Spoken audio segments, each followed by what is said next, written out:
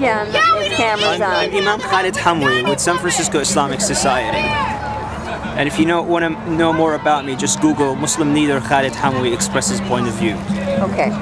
There are also some YouTube videos on the internet that kind of informs you where I stand politically. Okay. So at this point, I You am. were telling me why you were worried about the young kids now in Syria, and you were explaining what the horrible dictators. He disappeared a massive number of people.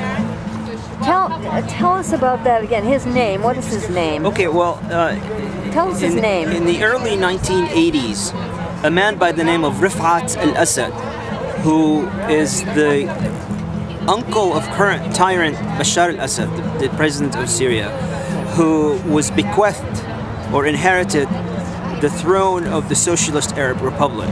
Syria is supposed to be a socialist country, more or less, or seeking socialism. So, but when Hafiz al-Assad, the late dictator, died, he left the presidency of Syria to his son Bashar al-Assad. Bashar al-Assad was brought from England, where he was studying ophthalmology. He's an eye doctor, and was trained in the military and was trained to become the next leader. Now, during the time of Hafiz al-Assad, his father, Hafiz al-Assad relied on his younger brother Rifat al-Assad, who happens to be now in exile. He lives between France and Spain.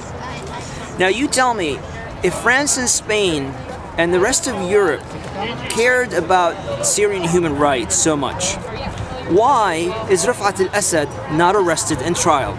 Rifat al-Assad supervised the massacre, the Hama massacre of 1982, where in the city of Hama alone, more than 20,000 people lost their lives, and across Syria during that time period, 30,000 people went missing. They disappeared. They just disappeared from the face of the earth. Right.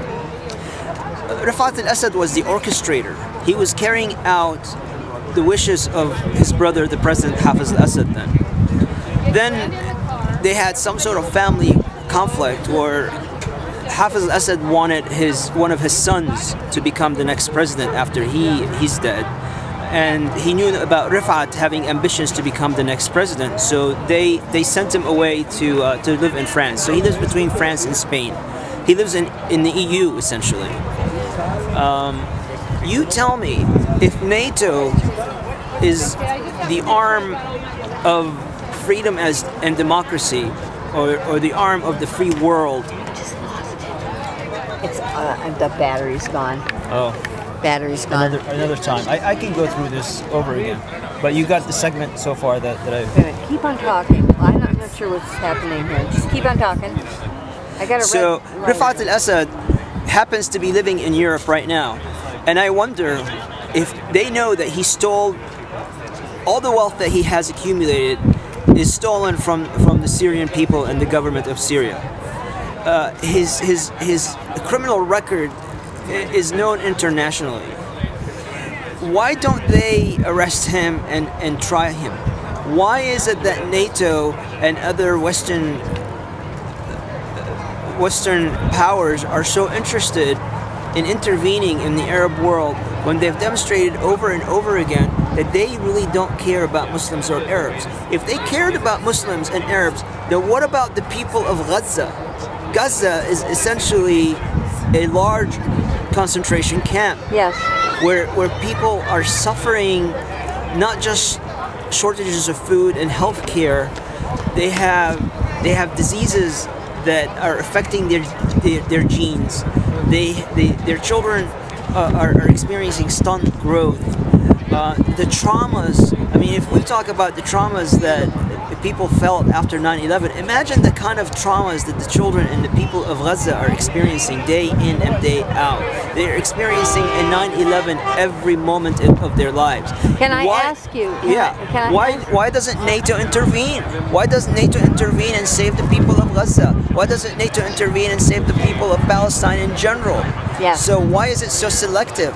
So that causes me to think that their motives is to set the political grounds fertile to bring in a government that is soft on Zionism and soft on imperialism and soft on radical capitalism. Thank you so much. Absolutely. Thank you so much. And you expressed that you were worried about young Syrians, and you described some of the tortures that this dictator is inflicting on them. Maybe what we ought to do is pass on that right now because it's extremely violent, but people should know what this dictator, tell us his name again. His name is Bashar al-Assad. He's the son of the late dictator Hafiz al-Assad. And he under his administration, young boys are being terribly tortured in Syria.